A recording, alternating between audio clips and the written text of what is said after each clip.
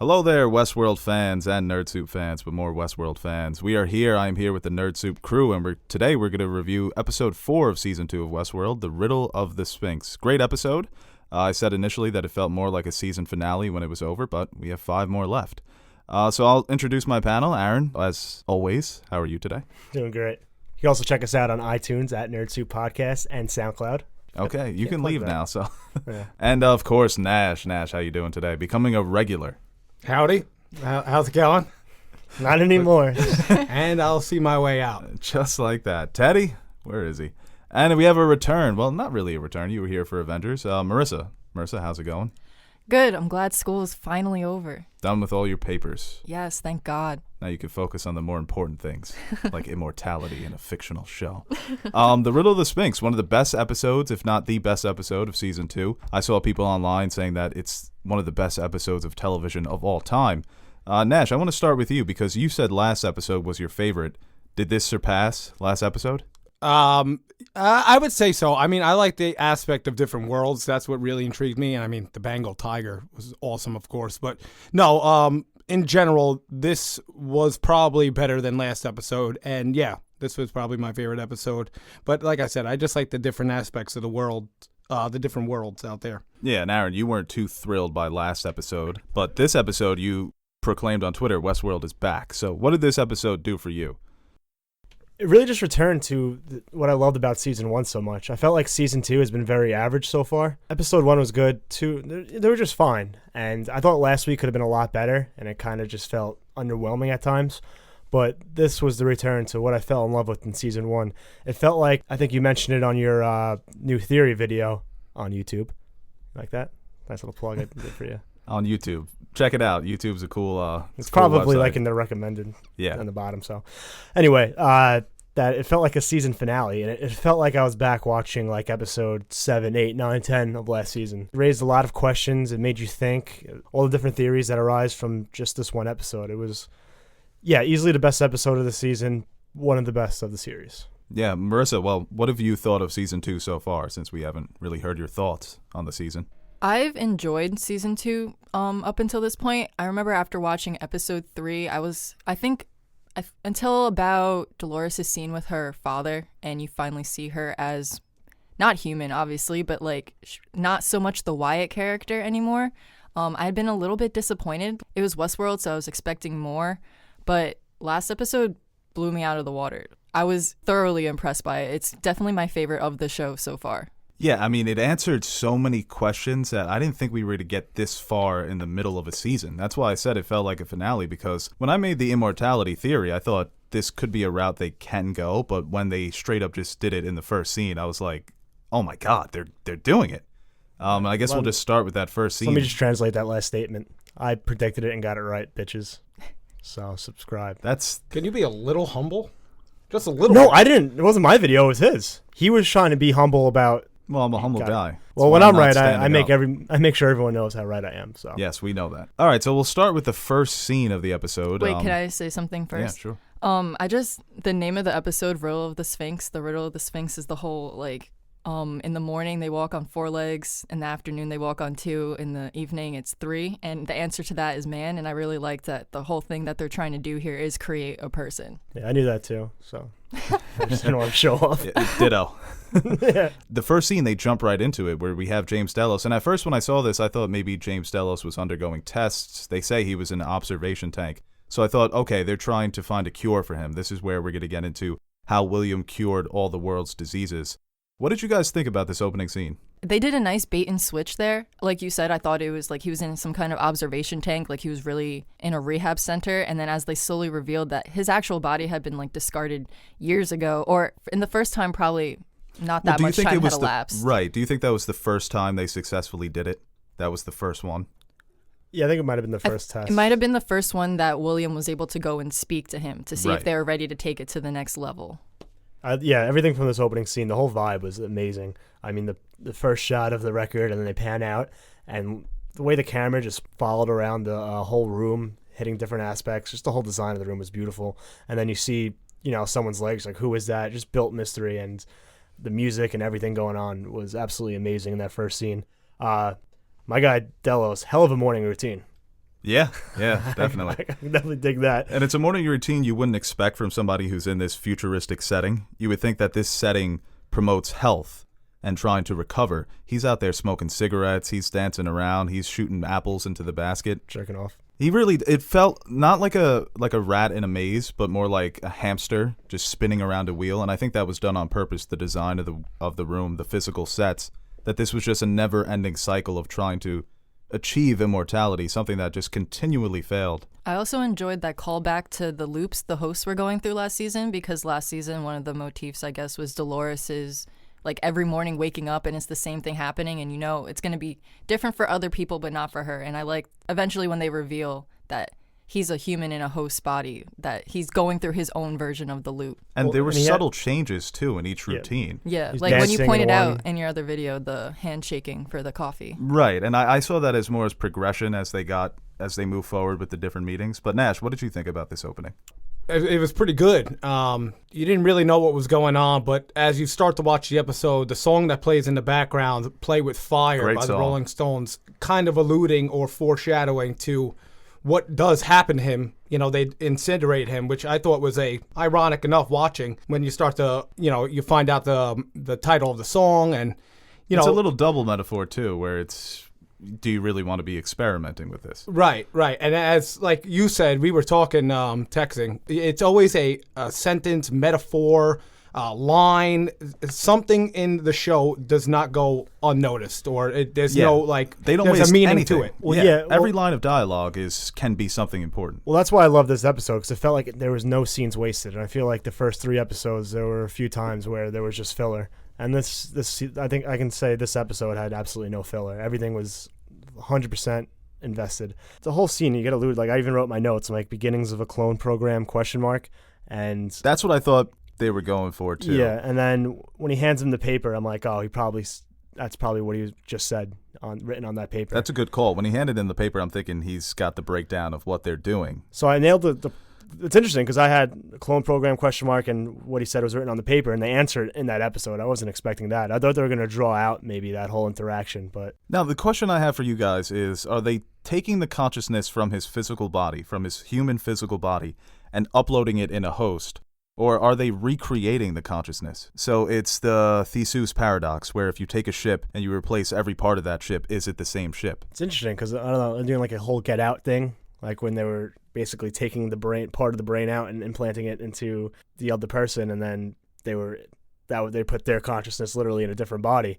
I don't know if it's like, I feel like it's more. It could be a clone program almost. I think where it's that person has the memories up until that point, and then they're transferred over, so that your real body is just gone. Well, if that's the case, if they just manufacture your memories and your attributes and your likeness into a host, it's not really you. Right, it's a figurative form of immortality. For the rest of the world, if I was to die today and then was replaced with You somebody, wouldn't know it. Right, I would be gone, but that person would be the new me. You guys wouldn't be able to tell the difference. See, I feel like that's not true immortality. No, I feel like in this case it has to be they're taking the actual mind and consciousness and uploading it into the host. Do you think human hosts have a consciousness as a human? Like, as they would have as a human? Because the issue with the original host is that they couldn't develop their own kind of consciousness. And the issue with the James Delos host is that he can't comprehend his reality. So do the human hosts, is the issue that they don't really have that consciousness?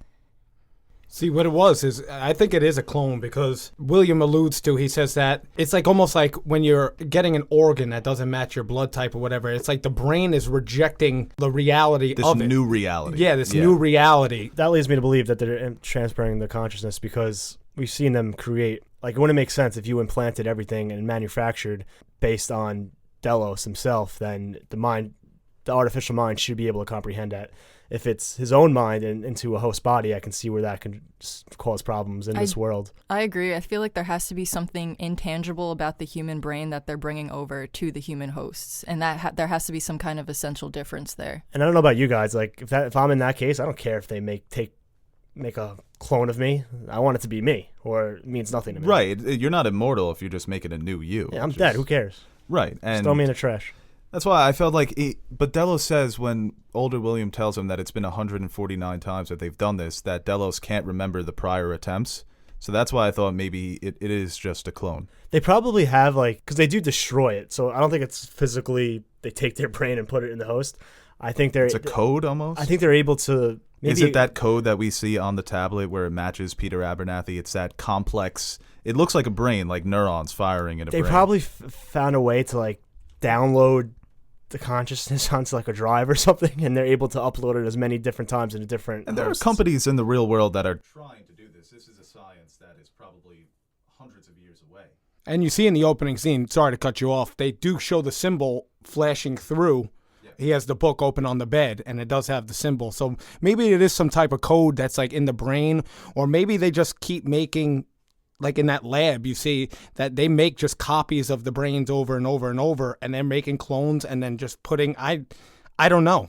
I mean, the only thing was, like William said, the brain is denying, the body is denying the brain. So that's what I just think that's a clone getting the human brain put into it. I don't know.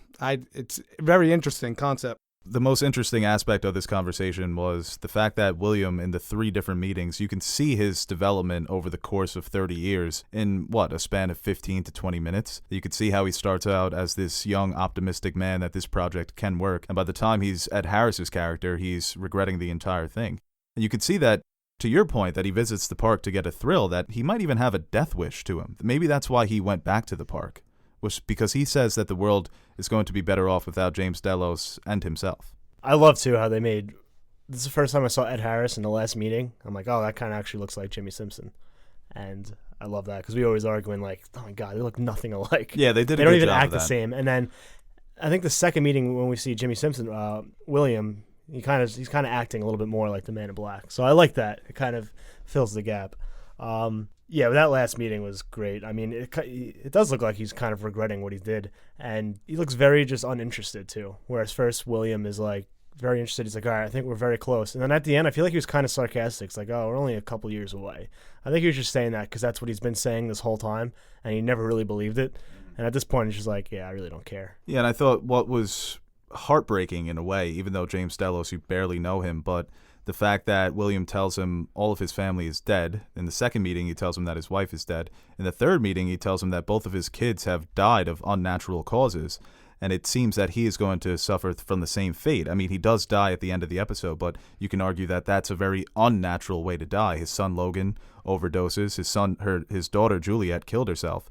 So it's almost like this family has been cursed. And you have to think maybe William is going down the same path where he's going to die in an unnatural way, killed inside the park. But the conversations, just to see that development of the character, it's just incredible what you can do in one episode to give this man such a great backstory. Not really a backstory, but just to develop it further. Isn't it funny that William, his whole life, has basically wasted all of these years trying to make another man immortal, but wasted all of his time, and he's about to die in a depressing, it's basically he gave up his life to try and figure out immortality, and it's just not working. I think it's just ironically funny how he's wasted all of his time on this project, and it's going nowhere. Related to that, one of the lines James Delos says a lot is, every time he's going to take the drink, he's like, well, if you're gonna I think you have cheat to give the devil. Cheat the devil. You have to give an offering. Constantly they're referring to hell, and obviously at the end everything's in red. It's a code red. But I guess the implication that William has sold something, maybe his soul, his time, his humanity, anything to create this immortality, and it's not something he should be doing in the first place. And he comes to realize that in the end. That's actually really interesting because after the episode we were talking, I always had this thing where it's kind of like man versus God, where William's trying to defeat God, who is Ford in this world. Bo made it a point that it could just be man versus devil now, or devil versus God. Well, Delos says that in the final scene when Bernard kills him, or when Bernard overpowers him. He looks up and he says, you think that the devil is below, and then you look up and it's just his reflection laughing down at you. So you alluded to as well that there may have been more to the relationship between Ford and William that has been let on. And even in this episode with the stuff with Bernard, where Ford may have been trying to develop this technology behind Delos' back. Because you have to think, William and his engineers, Ford is almost like the Tony Stark creating the arc reactor. They can try and create the arc reactor for 30 years. You give Ford a couple of years with this technology, knowing the genius that he possesses. Maybe he mastered it behind their backs. That's what I was thinking, especially because Ford has been playing this game with William the whole time. Ford has the hosts, or whatever part of him is left, if his consciousness is in a different host or whatever, what's left of him in different hosts, like baiting William and telling him like to keep going. And that Ford figured out how to give an AI consciousness. Like he's the one who figured that out in the end. And is that like what they need in order to figure out how to create human hosts? Has he known it this whole time and he's purposely holding it back? I still want to know what the final game is he's playing with William, like, and if it relates to this. I feel like it has to in some way. Well, it's interesting because in the Bible, and I'm not a Bible expert, but I think I kind of get the gist. It's the devil that tries to give the humans, like, it gives them sight and tries to give them all these luxuries to actually be themselves and to actually, like, live, whereas God is trying to repress it. And it kind of could be it's kind of like what maybe William is trying to do. He's trying to... Well, William is too with his redemption arc in this episode. It's like he's trying to get away from his devil persona. I mean, he calls himself death personified in this episode. Well, it's like, yeah, because it's like he tried to make the host be more than what they are and try to, he wanted the harder game. He didn't want them to be stuck in their loops. He wanted to give them freedom. And... Well, the Bible point, too, for Ford is you can say Ford is the devil because he gave consciousness to Maeve. Maeve is essentially Eve in this story, the first one to gain that consciousness. So that's why you can equate them both with the devil, and it's just Ford's just a better devil. Yeah, but now we see when William says that he made a mistake, he's trying to repress it again. Right, So and well, I guess we'll go to the end too with the twist in this episode that Grace is William's daughter. That just throws a whole wrench in his journey to the door in season 2. How does Grace play into this story? What does she want? Maybe she's Jesus. Oh, yeah. I knew it right away, too, because we were talking about that on the last episode. Like, how would you like that, or this and that? And there's that one scene when she's tied up when Ghost Nation has her hostage. Stubbs, he, said, like, stick with me, I'll get you out, like, quote, unquote, whatever it was. And she's like, well, I don't want to get out of here. It's like, oh, well, there's William. Sure enough, the next scene goes to William. I just thought that was just a perfect link. That's something William would say. I don't want to get out of here. Yeah. That's the thing. Also that she knew the language that the Ghost Nation tribe was speaking, and like if she's grown up in the park, it makes sense that she just learned all of these things about every park. Like I think Ashley's like, you bothered to learn their language, and it's like, well, I mean, she grew up here. What else is she gonna do? You play too many And she too hates much her video dad. games. Well, that's my question here, too. Does she hate her dad? I feel like there is something to salvage in that relationship. That their meeting was, she says, hi, Dad, and you can tell that she doesn't necessarily look up to him like a fucking superhero. That there is something there that their relationship went sour, but I felt like there was something that they could salvage, where we could see them working side by side moving forward. Yeah, I think so. But what does she want with Delos' project? That's one of the great mysteries moving forward. I have genuinely no idea what she wants. It could be that she wants to destroy it. Then they're kind of aligned together. It's like, same page, right? Yeah. Or maybe she's... It's like bigger jaws. They have to team up to fight. Destroy it because it's taken so much of his time and no time towards her. So maybe now this could be a father-daughter bonding thing that they take out this world. I mean, we've seen a lot, too. Like Marissa said, I have no idea what this could be. Like, it's still her dad, so he might have a different viewpoint of what happened. Like, he might think she actually hates him, but deep down, she might actually still love him. Like, we see even in Infinity War, like, Gamora still likes Thanos, and he's pretty fucked up. Yeah.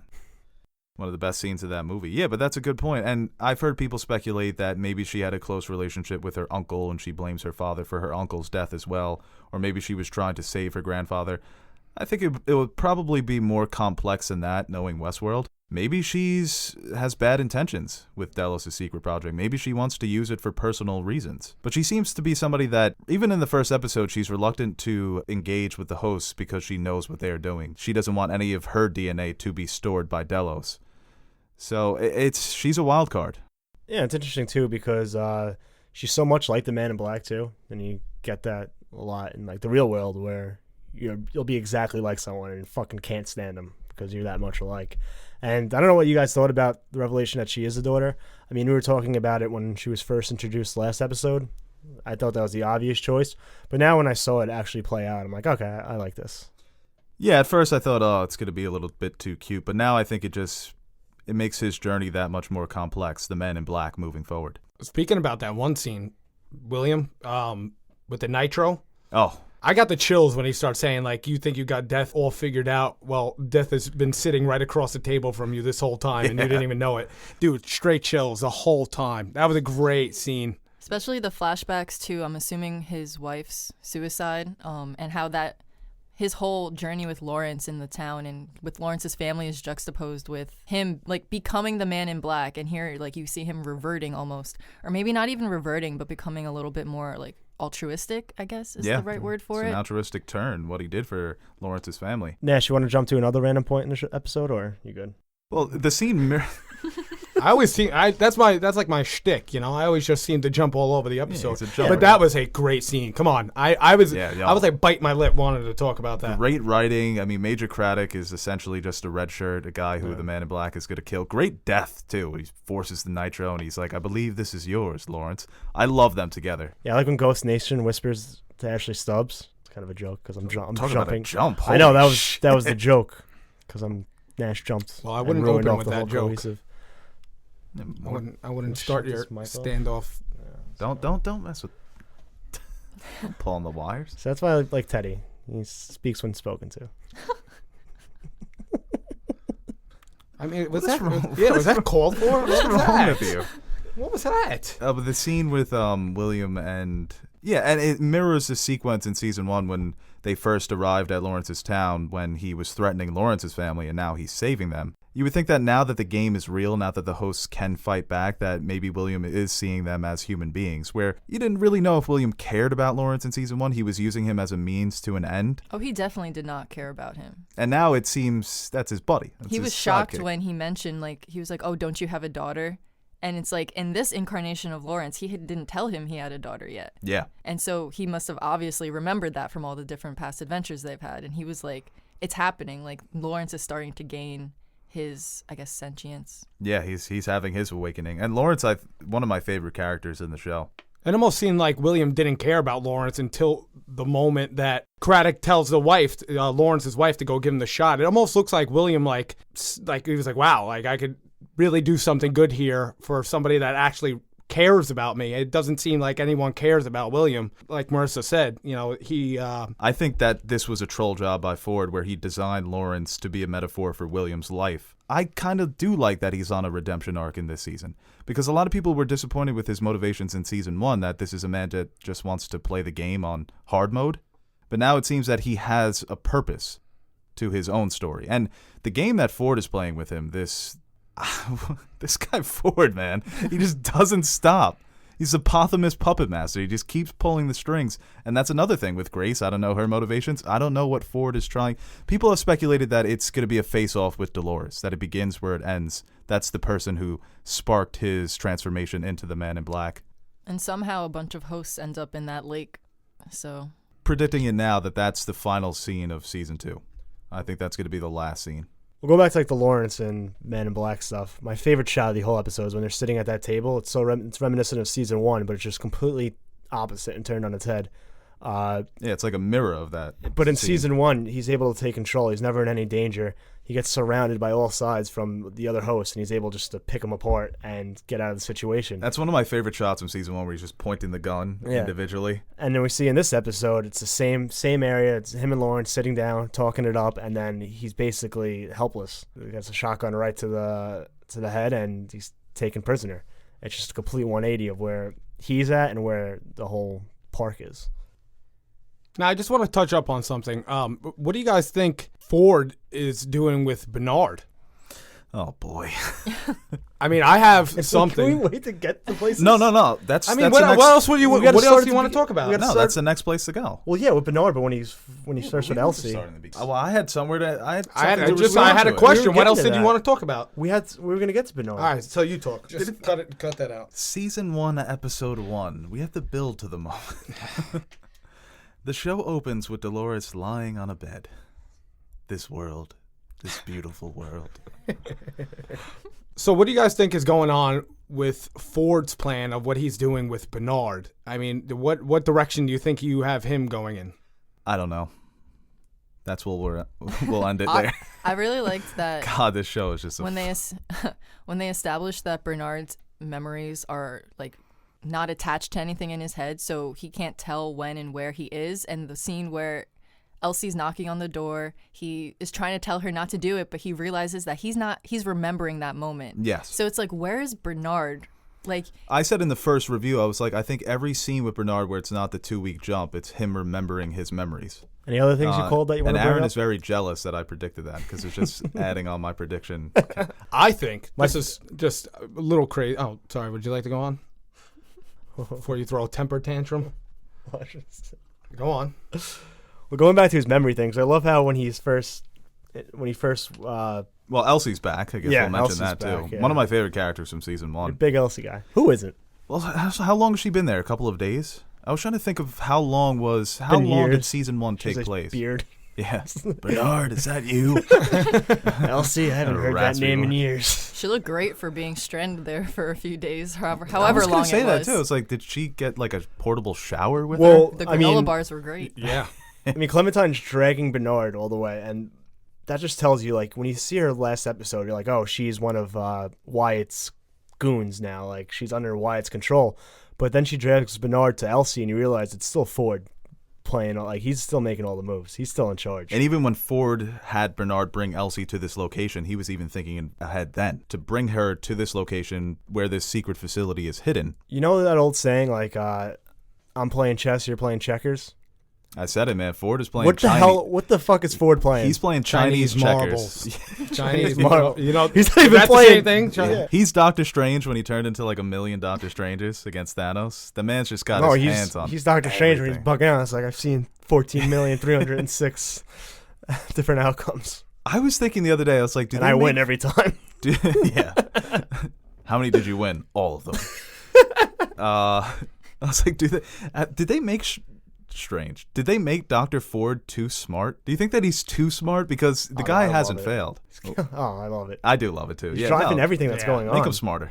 Because he's not really on the scene. You know what I'm saying? Like, it's all He's throughout never on other the scene. hosts and stuff. That's We what don't makes even it so know cool. if he was the one behind Maeve. That's what I love about season 1, is that we all assume it was Ford behind Maeve, but we don't know. People still comment and say that if Charlotte Hale programmed all the code into Maeve and not Abernathy, but I mean, this show can literally come out, break the fourth wall, and be like, this isn't true, and it'll probably end up being true. with Bernard and Elsie, when Ford had Bernard go to this secret facility, so Ford is aware of Delos' project. We can all agree on that. Yeah. And he had Bernard make another control unit. Theories? Ideas?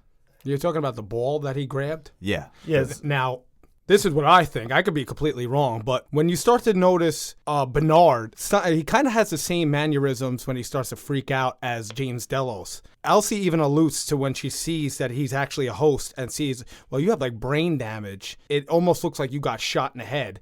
I think that he's already Arnold again, that he has Arnold consciousness inside Bernard's body, and that's why he's like lagging out and having all these problems. Well, the line that you pulled about that it looks like somebody shot you in the head, and that's the last thing that Arnold would remember, that blew my mind when you brought that up to me. Yeah. And you were the first one to say that it could be Bernard is going through the same symptoms because he is Arnold. A friend of mine texted me that because at first I was like, Ford is in Bernard's head. And then he was like, what if it's Arnold in Bernard's head? And I was like, you know what? That probably makes more sense. I like that better. My whole thing was behind my whole, I guess, theory is based on, you know, Ford knowing everything, right? And it's kind of like Bernard, using Bernard kind of as a spy, because like when he's in the flashbacks in that room, it seems like no one's like suspicious. Like, what the hell are you doing here? Because you would think like Bernard. I don't think they noticed him. I think when they positioned the flashbacks, the way that they cut them together, is that when he revealed himself is when he started having all of them killed. Okay. He's not supposed to be there.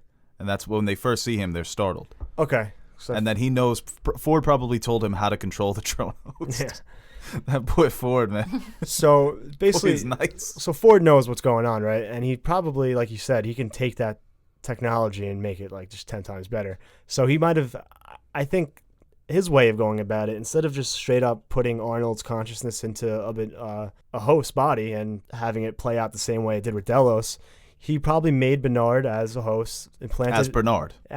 implanted all of Arnold's memories, his cornerstones, right? And grounded him in reality, so much so that when you actually transfer Arnold's consciousness into Bernard, it's easier to adapt with his mind. It's not going to have that same problem with Delos, because Bernard is so grounded in reality already. It's kind of like a head start and makes that transition much easier. But then the argument is, well, how did Ford get Arnold's consciousness? Right, and you can say then maybe Delos' consciousness they didn't rip it from his brain, it is a clone. That this would just be an Arnold clone. Or maybe he just took the dead body and was like, oh, let me save this brain, let me put it on ice and futz They're around with it. saving DNA, right? Yes. So It could be like an Assassin's Could it Creed be- thing where in Assassin's Creed they use the DNA to access old memories. And you have to play the game. I And feel that's like another callback from Assassin's Creed 2 when Bernard sees, when he's first with Elsie in the cave and he sees his old self like walking through the cave. I'm pretty sure in Assassin's Creed, like that's the way you can like follow your old footsteps. Yeah, that's just, once again, I just shout out to Lisa Joy, the first episode that she directed. First time she's ever directed, I think, for Westworld. But yeah, it's just the way that he's retracing his memories, that Ford had him go to this facility, create a control unit. What are the options? That it's Ford? It's a backup plan for Ford? Did you mention, Nash, in the first review that it was Arnold accessing the memories between him, Bernard accessing the memories between Dolores and Arnold? I feel like you mentioned that. I think Teddy mentioned it. Oh my god. That could actually be like Yeah, but I think Teddy thinks Bernard and Arnold are the same person. yeah. But that's interesting though, because it maybe could be true. Because I thought maybe like Bernard and maybe Dolores might be connected through that interweb, and that's why he's able to access some of the things she remembers between her and Arnold. But it could just be that Arnold's consciousness and memories are slowly seeping into Bernard. I have a crazy theory. It's probably going to be really wrong, but fuck it, why not? If it's wrong, we're never gonna let you live it down. So. Yeah, it's all right. Whatever. Take chances. Bernard, when he grabs that thing, that's got to be like one of, if you put it into a host body, like is that what is that he grabs? DNA? I think it's a brain. It's a brain. It's the That's host brain, what I yeah. thought it was. Okay, so hear me out. I know it's going to get a little crazy, but I think that Bernard, that's Ford's DNA, puts it into Peter Abernathy. That's why Peter Abernathy is acting all twitchy and everything. And you see that Abernathy actually has that like 5-second like Ford quote when Bernard's messing around with him. And Bernard sees and he's like, oh my God. I think that Abernathy is actually Ford. Ford's last narrative was Wyatt. Wyatt being Dolores. Dolores' father, Peter Abernathy. Wyatt's father being Ford. Boom. The connections are there. The only thing is that Ford, once again, would have to have manipulated Charlotte Hale into uploading all that information into Abernathy. But the thing is that it's the same code. Bernard says that the code that was being used to resurrect James Delos is the same code he saw in Abernathy's head. And what's interesting about when he cracks Abernathy, he says that it's for one time, that you can only view it one time. So, I don't know. Do you guys think that maybe Ford is inside Abernathy? It's on a theory. I don't think it's that crazy. I think Ford has maybe just be inside all of them at this point. Like he has a little bit of Ford in all the hosts, but it's interesting too because when it first happened, when he's like, "Oh, Ford made me get another control unit," the first thought I had in my mind was Ford, right? But then I'm like, it might be a little too obvious, and that's when I started thinking, "Oh, maybe it's Arnold," but maybe it is Ford. Maybe he's just trying to come back and be immortality. But I feel like that's not his plan. Like. I think Ford's fine with what's going on now and him living through the host kind of and trolling William and having a little part of him still control what's going on now. That's kind of that God complex where he doesn't actually have to be present, but he's still very omnipresent. Yeah, it's always that line that I go back to, my favorite line from season 1, that Beethoven, Mozart, and Chopin didn't die, they became music. And that's what Ford is. He's become immortal because he's living through his work, which are living beings. How many people can say that he is the god of these new people? But yeah, I mean, just one more thing I want to touch on from this episode. Ghost Nation. Any ideas? I've read theories that was a great scene. Ashley Stubbs says that Ghost Nation, they're only killing the hosts, they're not killing humans. I've read theories that Ghost Nation worship the humans when you go back to season 1 and the little girl had the doll of one of the butchers. That's the first person that Maeve goes to is Hector because she wants to learn more about the Native Americans, the Ghost Nation, their religion. What do you think? Any ideas? That was fucking chilling when he whispered to Ashley. It's like, you will live as long as the last person that remembers you. Yeah. I'm like, damn, man. Great line. Yeah, it's like very zero similar to Ford's idea. line. Yeah. Like Ghost Nation last season, I wasn't really sure like what they were doing. Even now, like where are they going with it? How much And we know that at some point Dolores like massacres a whole bunch of them, or at least the one that they pull the gun out, or they pull the brain out of him and see that she shot him. It was like some people don't get to see. So I don't understand like how these things come together, and I can't like see it in my head yet. Well, who would have like motivation for the hosts to be killed? Delos. So maybe they're controlled by Delos. Maybe they're just controlled by an outside force. Arnold, Delos, William. But I what don't is know. it about Ghost Nation that they haven't become their own? Like they're not different like the rest of the hosts. Yes, maybe they're following orders from an outside thing and they're still in their loops. They're still following whatever presence is controlling them at this time. They didn't one of the Ghost Nation like army, someone in Ghost Nation have that brain in the first episode. Yeah. So it's got to be different than the rest of the hosts. So they all have that where that chip. Oh yeah, that's just the host Oh, that's just a brains. normal host brain. Yeah. Oh, okay. All right. So I guess I'm overthinking it with the DNA now and stuff. And You can never overthink it with Westworld. You can only underthink. dude, I was watching the episode and I was like James Delos in like the last. I was like, I'm spazzing out. I can't figure out any of it. You know? Take her steady as a rock. Yeah. Yeah. I mean, it's. You're just wasn't drunk. What happened? Maybe drunk too many glasses of wine. Maybe. I don't know. Do you wine. wine and cheese during Westworld? I'll do a couple glasses of wine, maybe. Okay. I mean, last episode I was. Had Go- it in a a little- juice box. Yeah. I go No, to a this little kid's too house much. to like watch Yankee games. Like, oh, you want some wine? I'm like, yeah, sure. He whips out like a fucking 5-gallon jug. Hey, I always got to have it on deck, man. Back it up. Back it up. Coming to your house for next week. Yeah. Shogun World. You're more than welcome, Marissa. You're more than welcome to stop on by. Little preview for Shogun World before we go. What do you guys want to see out of this episode? Talk about Ghost Nation being a mystery. What the hell is going on in Shogun World? That's going to be another just slap in the face. Like, oh, you thought that was confusing? Check this out. I want to know, one, is Maeve going to find her daughter? How is she going to deal with the fact that her daughter is definitely in a different loop, a different life, whatever's going on?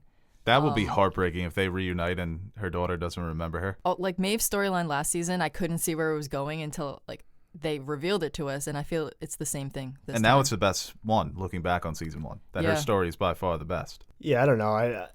I don't really know what to expect, and I love it. Me too, man. I can't wait for this episode. This is the one I've been waiting for since they announced it. I want to see Maeve go full Uma Thurman in Kill Bill. Like Who's Uman Thurman? Uma Thurman, excuse me. It seems like she's definitely going to be empowering some people there. She needs Some to of the tap women. dance. Yeah, oh yeah, definitely. She just comes back with a squad of samurai Samurai. warriors. Some salmon, Yeah, Salmonella. samurai warriors. I guess samurai. some what the Samoa fuck? cookies.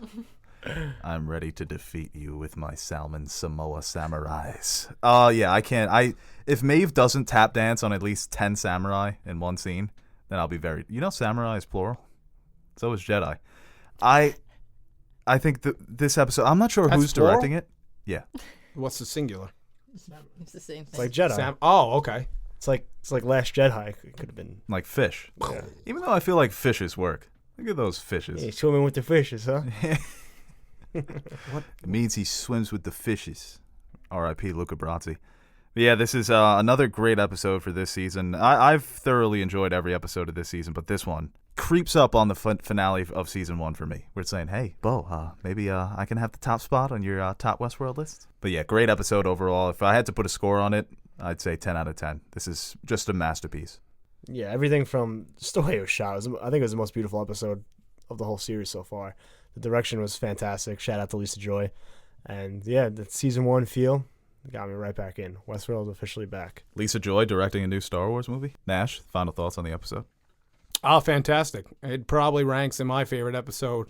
The only thing, like I said, I like the taste of the different worlds. So next episode might be something else for me. Oh. You know, You're not going to get a taste. You're going to get a whole dish. Well, yeah, that's it. You know, I'm getting a full entree. Yeah. Great episode. You I would mad- say 10 out of 10 as well. What do you guys think about like Logan off-screen death? I mean, he was the protagonist of season 1. I feel like we have to get more with that. Well, he could still be the Man in Black. Well, my whole thing is William was the bad guy in season 1. Yeah, and you also thought Logan was the Man in Black. Up until the finale when they revealed it and I looked over at you and you just had your arms crossed. And you were like, fake news. I think he served his purpose for the show. We might see more of him. I like Logan. He died. They said he died, what, like when he was already at Harris, when William was already at Harris. So Yeah. we could see more of Logan. I don't think he's done, but he could be. Well, he's dead. If that was the last we saw of Logan in episode 2, where we don't get any more flashbacks with him, I would be satisfied with that character's end. I don't know why you think he was. You got a William thing was for just a Logan. whiny You love fucking. Logan. Yeah. He was just a whiny and nuisance the whole season 1. Let your boy have some William fun. was It's basically a video game. That was you when we go into the city, William. You're all flustered. You don't know what to do. You don't know where to go. You're smoking cigarettes. You're falling in love with random women. You're William. And you can never be Logan. That's why you love him so much. Maybe you might have just You're got Lee Sizemore. too deep on me right there. But no, he's being a downer the whole time, William. All right, let's. We spent like 20 minutes on William in one of our other podcasts. Marissa, what do you think of the episode? I loved it. This is definitely my favorite episode of the entire show so far, and I really like that. As far as like a 4th episode in a season can be contained, this really felt like it was telling a single story, and we got a conclusion. Or again, like it's the middle of a season, so it's not really concluded, but we got a satisfying ending to what we saw in this episode. Yeah, they answered a lot of questions they brought up in the first scene, which I loved. You don't have to wait. Thanks, Marissa. I was reiterating her point, which I said earlier. So thanks me. What is wrong with you? Aaron, his biggest fan.